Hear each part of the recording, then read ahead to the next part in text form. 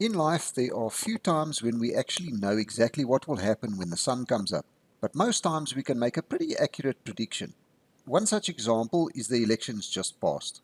Although the run-up to and during the elections always held a high potential for violence and chaos breaking out, I was always under the impression that the real danger would come after the elections, and it is looking more and more likely as the days post-elections go by.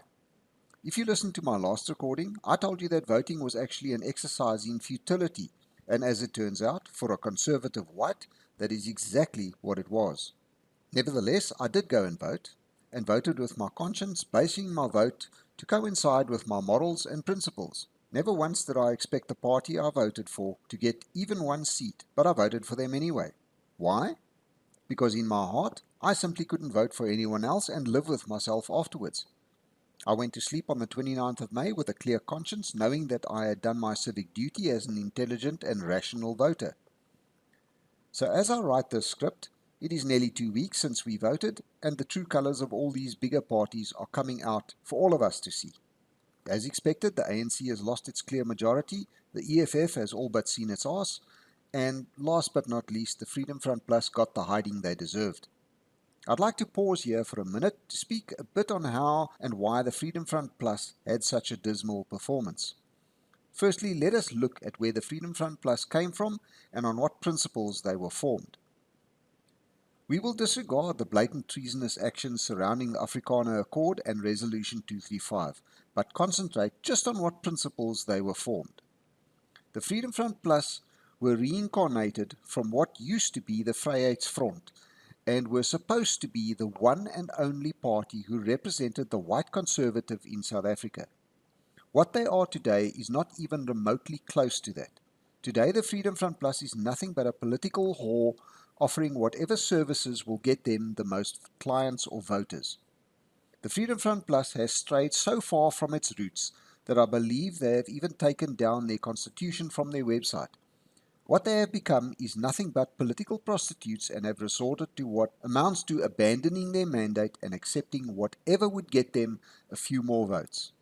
Well, we have now established that the public has seen through them, and in my opinion they got more votes than they actually deserved. But as long as they got what they deserved at the end of the day, I am happy. It is bad enough that the conservative white population does not have any representation in South Africa. We don't need to be fooled into thinking that the Freedom Front Plus represents us.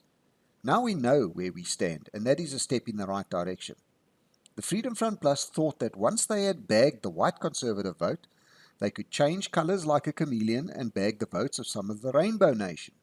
And then, to crown it all, they then decided to attempt to bag the vote of the gay and LGBTQ section of the population.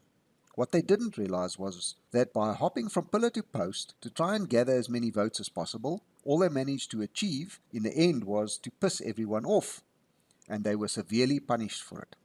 I would like to think that I had a small part in that by attending and promoting the Battle of Centurion, which I think opened many people's eyes to what the Freedom Front Plus thinks of its voters.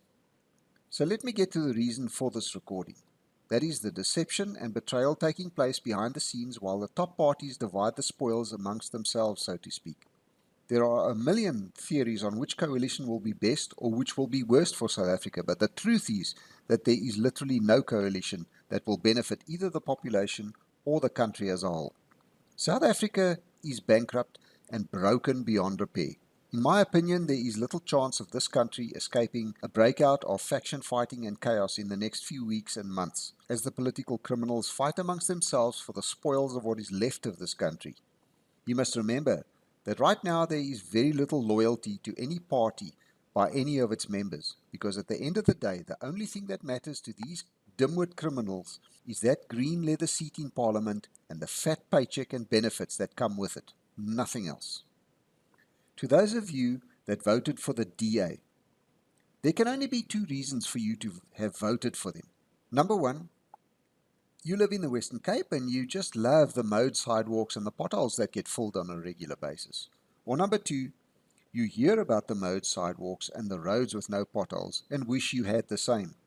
These are the only real reasons anyone would vote for the DA, because if you had any more knowledge of what the DA really stands for, or really stood for, you would run as far as you could from them. Those DA voters, did you know that the DA is well and truly in the pockets of the World Economic Forum, the World Health Organization, the Zionists, and a host of other three-letter acronyms? Not one of these so-called authorities was elected by anyone anywhere. They are all self-appointed masters over you and I. Where were you looking during the lockdowns when the DA arrested people surfing in the ocean or standing on the beaches not moving when they were supposed to be exercising? Where were you focusing when they locked you down and confined you to your house under the instructions of their World Health Organization masters? Where were you when they wanted to have you dismissed from your job because you were either not vaccinated or refused to get vaccinated? Where were you looking when the DA erected cameras on every second street corner to monitor, track and trace your every movement? Where were you when they painted the multicolored Pride logo over certain pedestrian crossings in Cape Town? Where were you when they asked for and mandated unisex bathrooms for young school children? Those of you with young children at school, do you not realize that this LGBTQ bullshit has only one goal, and that is to corrupt and pervert your young child's mind? But hey, your pavement has been mowed, your refuse has been collected, and your roads have less potholes. So all is well, right? Don't complain when the DA has you put into 15-minute smart cities and doesn't allow you out or restricts your movements from there. Don't complain when suddenly you are unable to buy something at your favorite supermarket because those same cameras saw you jaywalking 2 days ago and the face recognition software recognized you and is now punishing you for your transgression. Don't complain when you are locked down once again, when the next pandemic is announced. And it is coming, believe me. Then don't complain if you are totally blocked by the system of purchasing anything until you have been vaccinated with the next batch of killer jabs. Watch carefully as your freedoms are slowly but surely removed over the coming months and years. I won't even say anything about the people who voted for the ANC, the EFF, or the MK parties. These people have to have a mental disorder, or most probably just a lack of critical grey matter. The performance of these parties in the election proved my point, especially after the last 5 years of dismal performance and failure by these parties.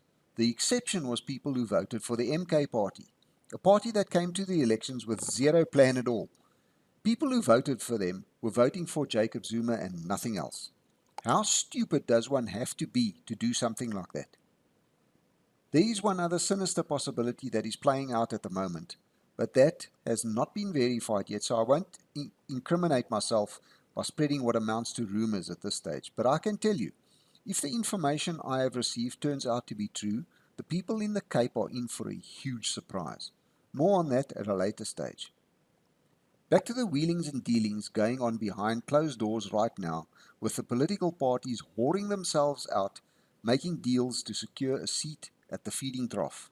I hear talks of a government of national unity now, instead of a coalition government. How long do you think the peace is going to last with this arrangement? I don't know of a single municipality that is successfully run by a coalition municipality, never mind a government of the country. There isn't a snowball's hope in hell of a government of national unity working no matter what the so-called experts say. I listened to a so-called expert last night giving examples of other countries where they have successfully implemented a government of national unity.